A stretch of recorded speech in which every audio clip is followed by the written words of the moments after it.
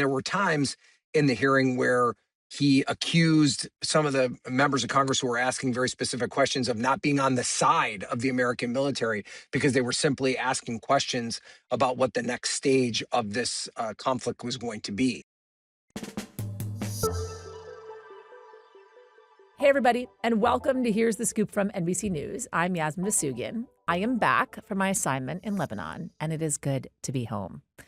All right. Today on the show, Defense Secretary Pete Hegseth and the chairman of the Joint Chiefs of Staff, General Dan Kane, faced a grilling by lawmakers for the first time since launching the war with Iran.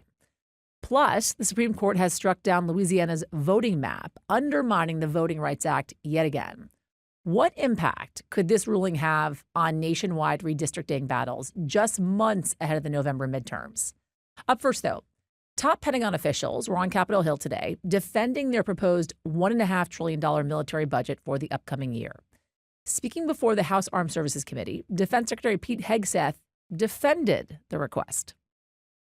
Every policy we pursue, every budgetary item we request serves to ensure the department remains laser-focused on increasing lethality and survivability of our forces from the front lines to the factory floors.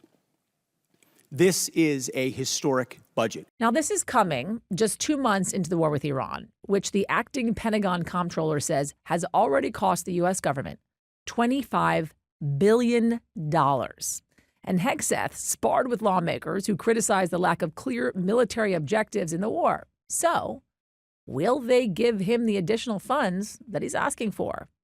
For that, I want to bring in NBC News Chief Capitol Hill Correspondent Ryan Nobles. Hey, Ryan. Hi, Yas. Thanks for having me.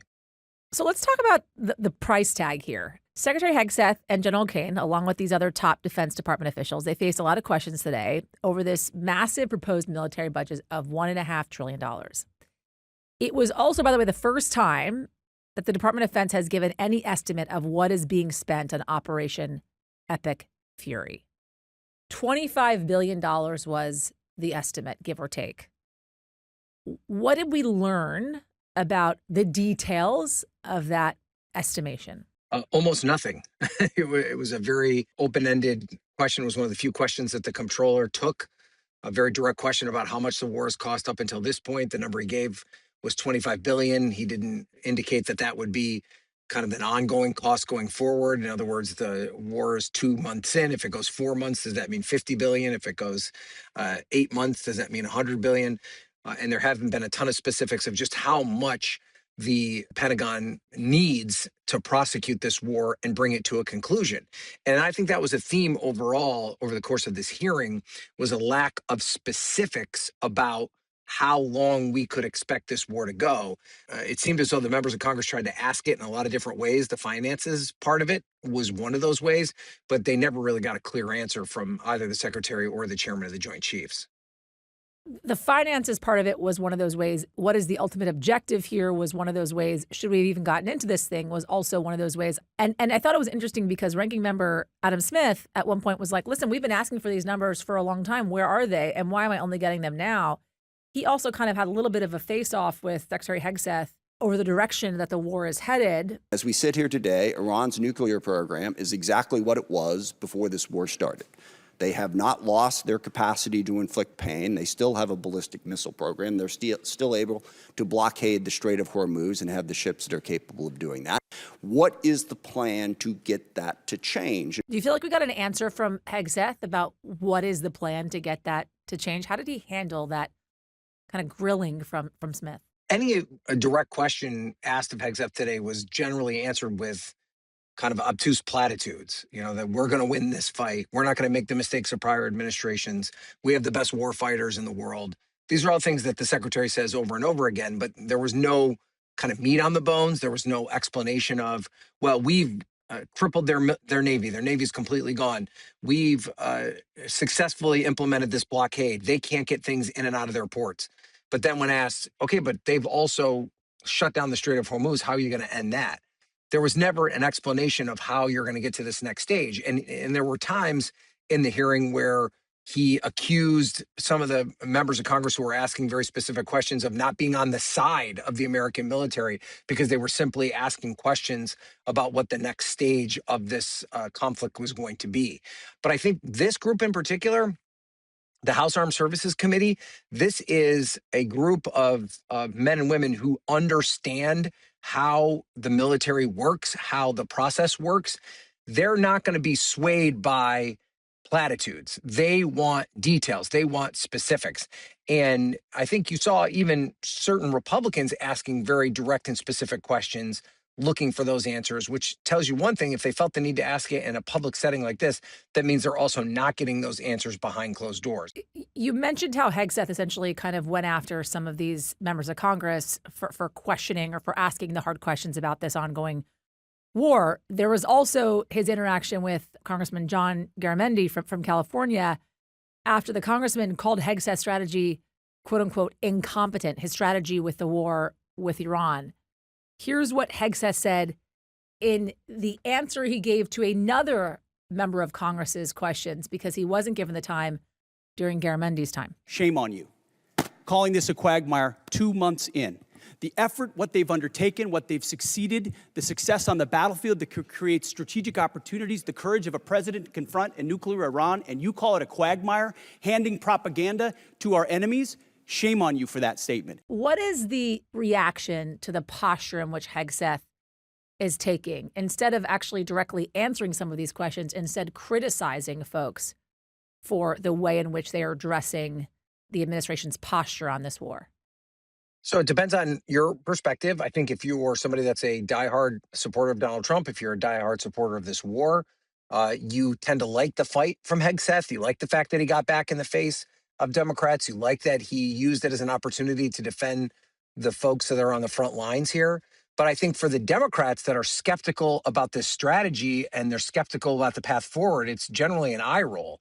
I think that the Democrats, and I think you saw that in Ranking Member Smith's opening remarks, can separate the work of the men and women on the battlefield from the decisions that are being made by their leadership. And what happens with Hegseth every single time that he or the administration is even sometimes gently pushed on some of the specifics as it relates to the war, he automatically retreats to this posture that somehow means that you hate the troops and that you want the troops to fail and that you want the American mission to fail. And what I think you saw some of the Democrats, Garamendi included, Seth Moulton was another one, who were like, no, we want them to succeed. That's why we're asking tough questions about how this process is working, because we want you to do the best you possibly can. It was interesting. Even Seth Moulton said, do you think we should have not asked these tough questions during the Iraq war under the Bush administration? Like putting that on the Secretary of Defense and talking about why they're asking the tough questions now. But it wasn't also just the Democrats that were going for Hegseth. You also had Republican Congressman Don Bacon of Nebraska, who said that he had some concerns about recent high-profile firings at the Pentagon, including the Navy Secretary. How much did they get into some of the personnel issues at the Department of Defense? So he didn't really provide any sort of specifics as to what the decision-making process was there. I mean, for the most part, it was, this was a decision that was made by leadership that the president supported. As the secretary, I make these calls.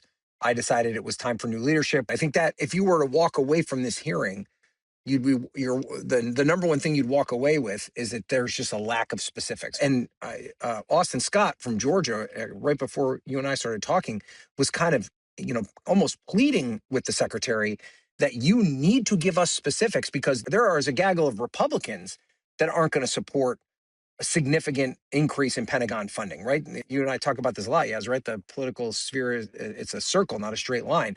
And there are people on the far right and the far left that don't want to give the Pentagon any more money. And so what Austin Scott was saying to the secretary is, you need to win over some Democrats here. We're going to lose some Republican votes. I mean, we're going to have some Dem votes to do the things that we have to do to fund the Department of Defense. And I just...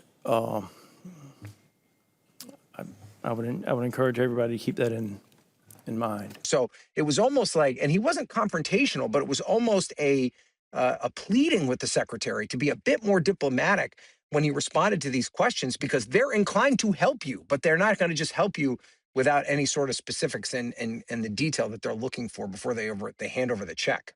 So the president is actually known to watch these hearings pretty closely. And former Secretary Noem testified on the Hill. And after a pretty fiery testimony, she was given her walking papers. What do we know about where Hegseth currently stands with the president and how likely it is that he's watching this fairly closely and kind of Hegseth's quote unquote performance during this hearing? I'd also put Pam Bondi in that category. Her career came to a pretty abrupt end after a pretty disastrous hearing. We know that there is a lot of concern and questions about Hegseth's leadership, not only outside the Pentagon, but within the Pentagon and within the administration more broadly. But we also know that President Trump is quite fond of him. He loves the fact that he goes out there and defends the administration and defends the president every opportunity that he gets. I wouldn't say there's anything in this hearing that is nearly as disastrous as when Kristi Noem was pressed on where the funding came for that ad campaign, and she implied that the president knew about it and had specifically signed off on it. There hasn't been anything like that in this hearing to indicate that. And so I don't foresee this hearing, at least the way it's going, being enough to end Hegseth's career.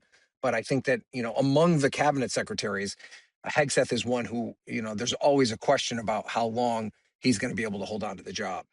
And by the way, Hegseth's going to be testifying in front of the Senate Armed Services Committee tomorrow. Ryan Nobles, thank you. Thanks, Yaz. The Supreme Court has dealt a very significant blow to the Voting Rights Act. In a 6-3 decision, the court's conservative majority ruled that a congressional map in Louisiana was unconstitutional because it was racially gerrymandered. The majority did not officially strike down Section 2 of the Voting Rights Act, which was created in 1965 to protect minority voters from discrimination in elections. But the new ruling places strict limits on how states can take race into account when drawing congressional maps. In appointed dissent, Justice Elena Kagan wrote the majority opinion, quote, renders Section 2 all but a dead letter. So what does this all mean for the future of voting rights? And could we now see even more states redraw their maps ahead of the midterms? Lawrence Hurley is the senior Supreme Court reporter for NBC News, and he's joining me now. Hi, Lawrence. Hi there. Okay, this is a big decision that came out today. Walk us through it and what was at stake. Yeah, I mean, this Supreme Court, we have a conservative majority court that in several cases now has taken aim at the Voting Rights Act. And this is just the latest in a line of those cases. And it's a pretty big decision, right? This is saying that when a state, especially in the South, a Republican-led state, draws districts, they have a freer rein to do that without facing the possibility of getting sued by civil rights groups for trying to dilute the minority vote, right? Which, of course, has historically happened a lot in the South. And so under this ruling, it's going to be much harder for those plaintiffs to bring those types of cases because the court's saying, well, the stuff we said before and the stuff that's kind of underlying the Voting Rights Act doesn't really apply anymore because in the South, things have changed. Also, in part because of a Supreme Court ruling, it's now easier for states to do partisan gerrymandering, right? Where they just try to empower their own majority and increase the number of seats, as we've seen happening recently. And the court's saying, if people want to do that, it doesn't mean it's race-based, right? Just because most black voters in the South generally vote Democratic, doesn't mean that's a racial gerrymander if you try to put them into Republican districts. So I thought it was interesting because Justice Samuel Alito wrote the majority opinion. And in it, he said there are instances, essentially, where race-based redistricting is, in fact, justified. But in this case, in the Louisiana case, it is not justified. So what instances was Justice Alito referring to? What situations could he then argue were, in fact, justified? Well, I think what he's doing there is kind of leaving the door slightly ajar for the kind of overt race discrimination that obviously you had in the South in the Jim Crow era before the Civil Rights Movement, which is why the Voting Rights Act was passed, right? So if it's intentional and there's obvious evidence of that, that might be something that civil rights plaintiffs could sue over. and that probably doesn't happen as much anymore, right? Because it's much more sophisticated, the act of drawing districts, and there is this correlation between race and who people vote for. So I think the civil rights plaintiffs who we've talked to this morning, they think this basically all but closes the door to any type of claim like this, because it's extremely hard to ever bring that kind of evidence that it was intentional race discrimination. And then you had Justice Elena Kagan's dissent, where two things stood out. First, she didn't write that she, quote unquote, respectfully dissents, which is usually the norm in these dissenting opinions. Secondly, she says this systemically dilutes minority citizens' voting powers. And then, as I noted earlier, she called Section 2 all but dead. What does this mean for the future of Section 2 when it comes to voting rights? Well, one key thing it does, both in the short term potentially, but definitely in the long term, is it gives a freer rein to states to draw districts based on entrenching their own partisan majorities without having to give consideration to racial minorities. And it's a bit early to be saying, how exactly that's going to play out, even potentially this year for the midterms, because, we're a little late in the election cycle already. But some states, including Louisiana, are probably going to try to draw new districts right now. And that in the long term, the effect that would have is to reduce the number of majority districts, not just in Congress, but also in state elections and also in local elections, like in cities and counties. And that in turn could lead to a reduction in representation for minority people in the elected offices across the country. So, it does have that potential to have pretty broad ramifications. You alluded to this, but Justice Kagan also, in her dissenting opinion, she essentially said, and I'm paraphrasing here, I'm going to read the direct quote in a moment, that the court has been kind of gunning for voting rights for quite some time. She said, today's ruling is part of a set. For over a decade, this court has had its sights set on the Voting Rights Act. She's talking about two rulings here, 2013 and 2021 as well, which actually struck down pieces of the Voting Rights Act. Which parts of the law did those rulings actually address? And how are we seeing the impacts of those rulings bearing out today? Yeah, I mean, the court has definitely overall in these succession of cases kind of considerably weakened the Voting Rights Act. So that 2013 ruling involved this provision that said that certain states had to run by any changes to their election rules by the federal government or in the courts before they could actually implement them. And then the later ruling was about certain voting practices that the court made it harder for civil rights plaintiffs to challenge, right? But that wasn't in the redistricting context. And then this one is about redistricting. So you've got, redistricting voting practices and what was called the pre-clearance provision are all kind of gone now, or severely weakened. So if you take all of those together, the Voting Rights Act as it stands today is very different and weakened compared to how it was before the 2013 ruling. But then there was this 2023 ruling in which Chief Justice John Roberts and Justice Brett Kavanaugh, they actually sided with the liberal justices in the court and ruled that a map in Alabama did violate the Voting Rights Act. Why do they support that ruling or that case and not support today? Yeah, I mean, it's almost like a bit of a head fake, right? Because in that case, we were all putting out headlines saying, oh, the court actually stopped short of gutting the Voting Rights Act in a sort of unexpected way. But even in that ruling, the Chief Justice made it clear that it was just mainly because he didn't really like the legal arguments that were being made in that case. And in the new ruling, Justice Alito, who dissented in that case, tries to distinguish it from that case by saying, well, this case is totally different. It's consistent even with that case, which I think a lot of people would disagree with.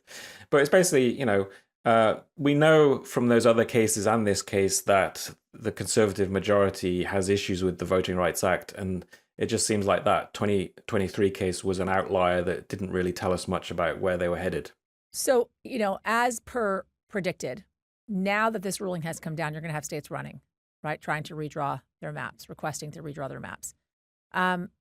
Louisiana is expected to redraw its congressional map. Mississippi's governor has scheduled a special legislative session on redistricting for 3 weeks from now. Florida voting today on shifting its map to potentially add 4 GOP majority districts.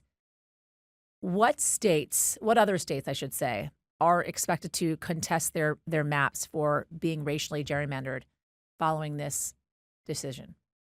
Well, I think there's this decision, but then there's also, of course, this whole other fight over redistricting that President Trump kind of started by encouraging Texas to do this unusual mid-decade redistricting. So it's all kind of part of this bigger war about partisan gerrymandering, which itself is something the Supreme Court allowed everyone to do, right? There was an effort to kind of rein in partisan gerrymandering so that districts would have, be more equal or not quite as one-sided. And that failed in a 2019 ruling. So it's all kind of bundled up in that. But then in terms of the redistricting that might be done specifically on this ruling, which is would be Republican states trying to eliminate majority districts that tend to be Democrats. That is what we were looking at in terms of this ruling. And there's probably a few states, including Louisiana, maybe Tennessee could do this too. But I think it's still unclear exactly which states might try to do it. But there's a handful that could this year. Some states are already, moving into their elections, so it's too late. So it is a limited kind of number of states that could do it this year. But of course, they can do it now going forward in future elections. Lawrence Hurley, I know you're feeling under the weather today, so thank you for taking the time. No worries. Thanks a lot. All right. That is going to do it for us at Here's the Scoop from NBC News. I'm Yasmin Vasugian. We'll be back tomorrow with whatever the day may bring. And if you like what you heard and you watched, press the subscribe button. We'll see you tomorrow. We thank you for watching. And remember, stay updated on breaking news and top stories on the NBC News app or watch live on our YouTube channel.